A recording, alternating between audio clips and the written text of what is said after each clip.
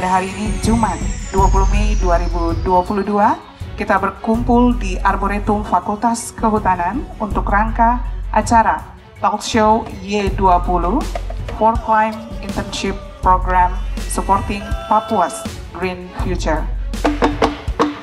Papua Barat merupakan salah satu daerah yang ditunjuk oleh Presiden menjadi lokasi side event ini, dan Fakultas Kehutanan bekerja sama dengan GIZ Forklind sebagai mitra pembangunan di Papua Barat yang ditunjuk oleh Gubernur untuk melaksanakan side event di kampus Fakultas Kehutanan.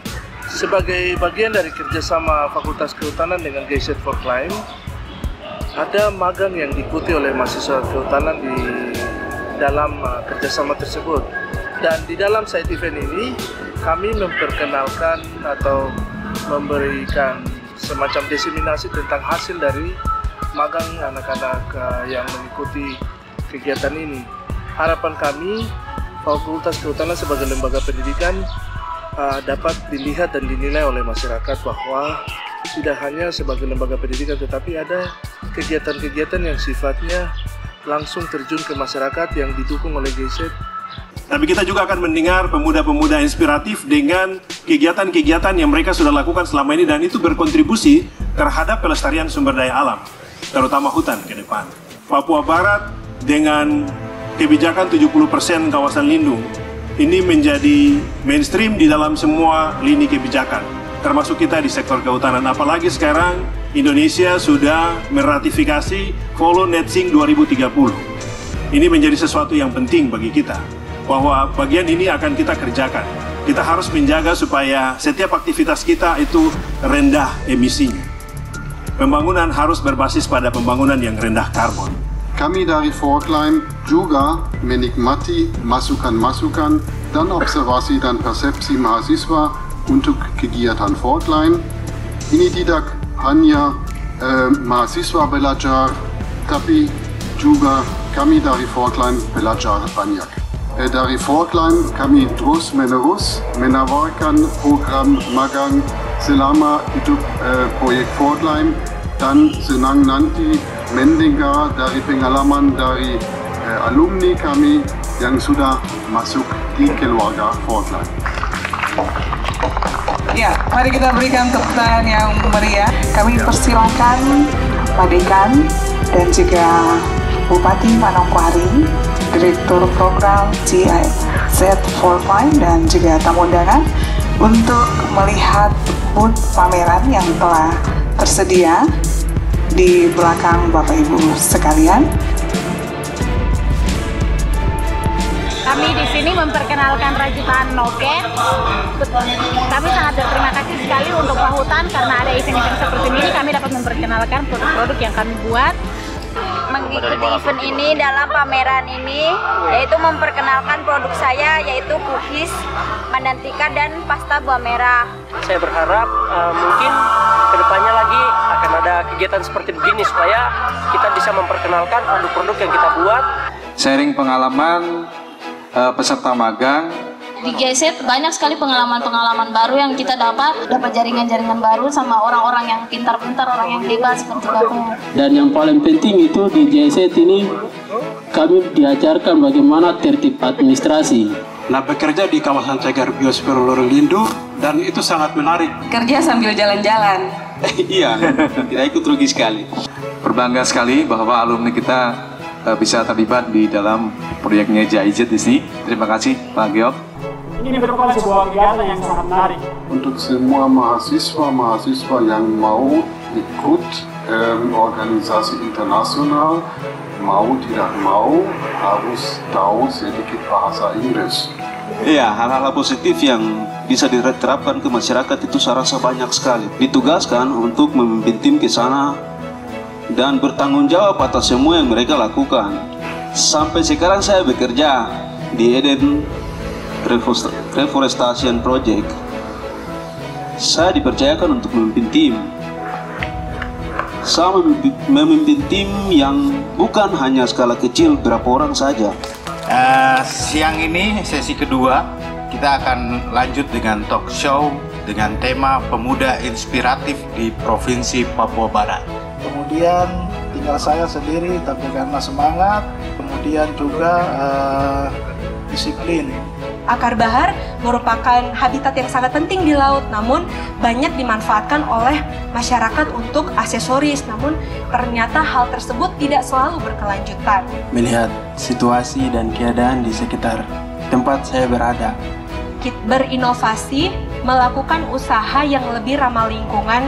Anak cerdas Papua maju. Apakah Pak ketika mengajar itu adakah strategi khusus yang dilakukan? Apa motivasi kakak? Bisakah kami teman-teman pelampar berkolaborasi? Perlu adanya kolaborasi supaya semakin kuat. Menghasilkan produk yang baik, kemudian dikirim ke kami untuk kami pasarkan. Mereka dapat memahami apa itu isi buku. Kami pelajari itu dan kami sampaikan secara sebuah cerita. Luar biasa, mari kita berikan aplaus untuk keempat inspirator kita yang telah memberikan inspirasi.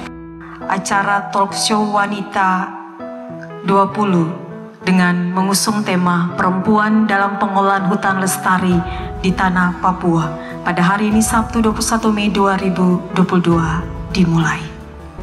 Dari apa yang akan ibu-ibu sebentar ceritakan pengalaman-pengalaman mereka, kami berharap bahwa ada pokok-pokok pikiran ataupun rekomendasi yang bisa dihasilkan dari diskusi-diskusi yang akan kita bangun dalam 2 sesi di hari ini.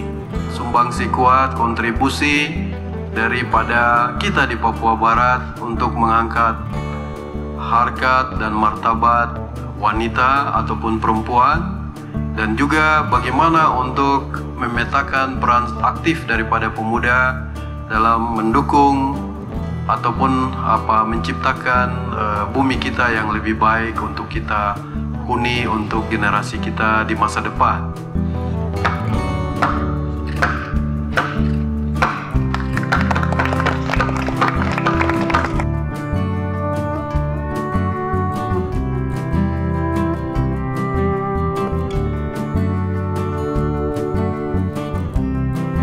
Kita akan berbicara tentang birokrasi dan peran kaum perempuan. Yang saya tahu, saya paham bahwa perempuan Papua adalah perempuan tangguh, perempuan yang bekerja di ladang, perempuan yang berkebun, memegang teguh kearifan lokal tentang konservasi. Perempuan ini rentan, jadi perlu adanya perhatian khusus. Kalau kita mau upaya konservasi berlangsung terus, perlu ada perubahan pola pikir. Pola pikir itu datang dari mana? Datang dari pengetahuan yang baik. Satu lembaga yang khusus urus perempuan adat, kenapa tidak? Saya setuju sekali. Ide yang Ibu Kabit sampaikan tuh sangat bagus, bahwa mungkin ada perempuan juga dalam kelompok khusus perempuan. Dalam lembaga itu hanya diperuntukkan untuk perempuan yang mengelola sagu, sehingga mulai dari awal dikerjakan sampai proses lalu dipasarkan. Ya kan aneh ya Ibu kalau kita dapatkan sagu dari Jawa misalnya. Mendorong mereka supaya mereka bisa berbicara dan berani untuk mengelola hasil hutan. Kelestarian itu juga tetap kita jaga. Memang tidak mudah mencari pendanaan untuk program-program pemberdayaan dari donor, karena pertanyaannya selalu bukankah itu urusan pemerintah. Prinsipnya bahwa kita harus berbuat. Tidak bisa lagi kita menunggu. Pasti perempuan kami pacu, kami motivasi bahwa kita juga bisa maju dengan kemampuan kita, sumber daya yang ada untuk meningkatkan perekonomian keluarga. Mungkin perlu dilihat, kita tidak bisa secara langsung mengubah budaya, misalnya perempuan harus mengambil keputusan dalam rapat-rapat adat, begitu tidak. Tapi dia bisa mempengaruhi dalam porsinya. Dia bisa mendidik anak laki-lakinya untuk menjadi pengambil keputusan yang baik. Terima kasih kepada para narasumber kita yang luar biasa dan juga seluruh peserta yang hadir dan memberikan masukan. Mari sekali lagi kita berikan tepuk tangan yang meriah bagi seluruh narasumber kita. Nah, sekarang kita akan beralih kepada ibu-ibu yang telah berjuang bersama-sama dengan masyarakat di tingkat tapak. Perempuan dengan sumber daya alam memang terkait benar, sangat terkait. lihat bahwa ada hasil kajian bahwa perempuan mengeksplorasi sumber daya alam apapun juga, sampai kepada mama-mama yang biasa jual-jual noken dari serat-serat genemo, kemudian karena genemonya itu jauh, hutannya sudah cukup jauh karena ada pemekaran wilayah, akhirnya diganti dengan bahan-bahan sintetis.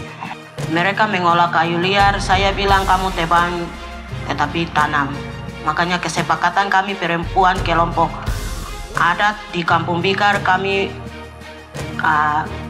punya tugas, mereka tebang, kami menanam. Kalau tidak ditanam, yang mana yang tumbuh lagi.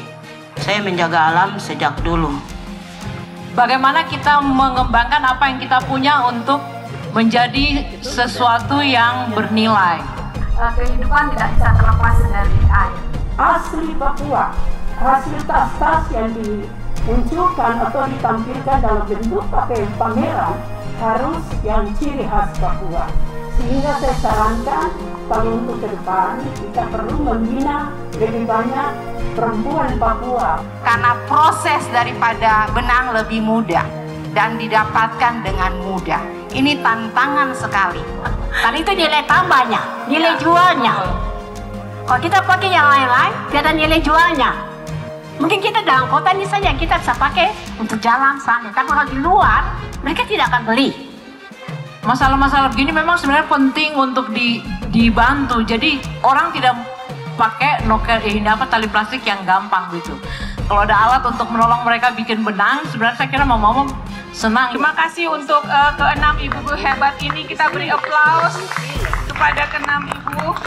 Kami sangat senang hari ini, luar biasa perempuan-perempuan bisa bicara. Ini kegiatan positif sekali dan kami berharap hasil-hasil diskusi, ada pikiran-pikiran baik yang tadi sudah ada lahir di dalam diskusi ini bisa diangkat dan menjadi rekomendasi nanti di dalam event Q20 nanti. Apa yang sudah kita sampaikan ini merupakan satu motivasi bagi kita semua, baik di pemerintah sendiri, bahkan organisasi perempuan yang hadir juga.